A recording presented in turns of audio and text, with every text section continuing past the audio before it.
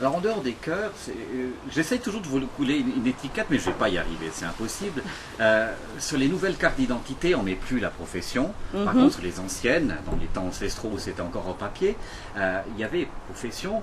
Moi, j'indiquerais journaliste. Et vous, vous indiqueriez quoi? Testeur de cure-dents chez Wenger à Delémont. C'était votre premier plan? C'est une idée qui m'a passé par la tête parce que c'est un vieux souvenir qui m'est passé par la tête en fait. Non, qu'est-ce que je mettrais si on devait encore mettre notre profession? Alors c'est clair, aujourd'hui j'aurais plus de doute, je mettrais médium guérisseuse.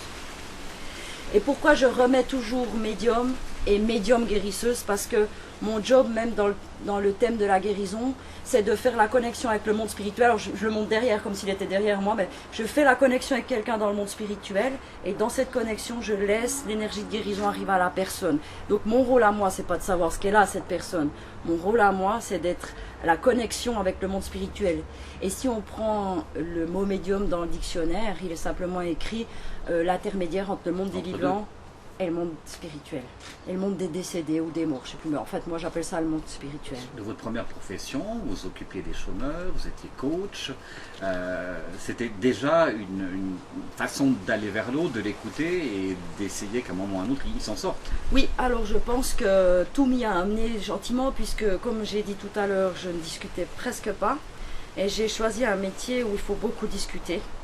C'était déjà le premier problème que j'ai rencontré. Le premier défi. Ah oui, on peut le dire parce que, en fait, tiens, il y a un cœur là-dessous, si jamais ça t'intéresse. Juste là, d'accord? Ok.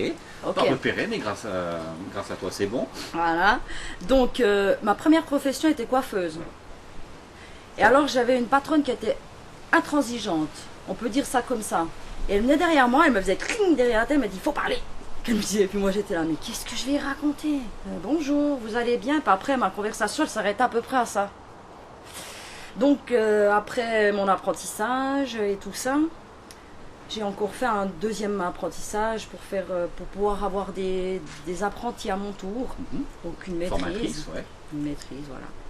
Et c'est vrai que là, je me suis complètement libérée de dialogue avec des personnes. C'est vrai que j'ai appris à plus avoir peur de l'autre, je dirais. Et d'ailleurs, le salon de coiffure que j'avais, quand j'étais encore au Jura, c'était plus une famille qu'un salon de coiffure. Les gens passaient, ils se faisaient un café, on s'arrêtait, on papotait. Enfin, c'était très chouette, je gagnais quand même ma vie, mais je remarquais que c'était vraiment un lieu de rencontre presque. Et puis après, je suis venue habiter en Valais et là, j'ai fait un travail où on s'occupait des personnes qui cherchaient des emplois temporaires ou fixes. Ça fait combien de temps que vous êtes arrivé en Valais? 18 ans à peu près. Comment ça se fait que vous avez conservé votre accent encore? Mais parce que je suis une tête solide. D'accord. Un bon caractère. Mais quand même, qui sait ce qu'il veut? Voilà, exactement. Et puis donc là, je me suis occupée de ces personnes pendant 2 ou 3 ans. Puis c'est ça qui m'a donné l'envie de me reformer comme maître socio-professionnel. C'est ça qui m'a donné l'envie de travailler dans le social. Donc j'étais avec des emplois temporaires et fixes. J'aimais bien ce job, j'aimais aider les gens à faire un CV, des choses comme ça. Et ensuite de ça, j'aimais pas du tout le rapport à l'argent qui se passait dans ces boîtes temporaires et fixes. Il faut en placer tant par jour, tout ça, ça me stressait. C'était des quotas où vous devez mettre dans certains domaines. Ouais, j'aimais pas ça du tout, quoi. Je trouvais ça affreux, comme j'aimais tout le reste. Et ça m'a donné l'envie de me reformer. J'ai fait maître socio-professionnel. J'avais une trentaine d'années, j'avais déjà 2 enfants. Et hop, je suis partie pour ça. Mais vous êtes resté tranquille une seule seconde dans votre vie, là?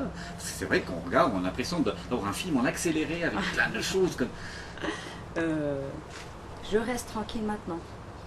Maintenant, je pense que je sais mieux le faire qu'avant. Et la décision de se dire, ok, là je suis dans la sécurité, oui, dans mes zones de confort. Oui. Et puis à côté, il y a ce qui m'a fait peur et que j'apprends à apprivoiser. Oui. Maintenant, je saute de là pour aller là. Oui. C'est quand? Je pense quand j'ai pris la décision de me former pour maître socio-professionnel. Ça m'a fait le pas vraiment de dire, ok, maintenant je me sens assez tranquille intérieurement, ou peut-être une certaine forme de confiance en soi qui était meilleure et qui m'a permis de me dire, tiens, je crois que je peux apporter quelque chose à quelqu'un.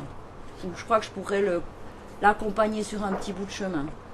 Et là, en parallèle, vous aviez déjà des consultations à côté de ça à peu près au même moment ces travaux dits sérieux. Ouais.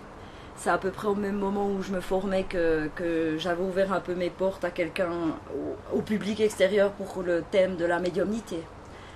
Alors c'est vrai que j'étais déjà une médium, je savais déjà que j'aimais faire ça, mais je me formais. Il y a un chat? Le petit voisin qui vient de passer, oui. Magnifique. Ouais.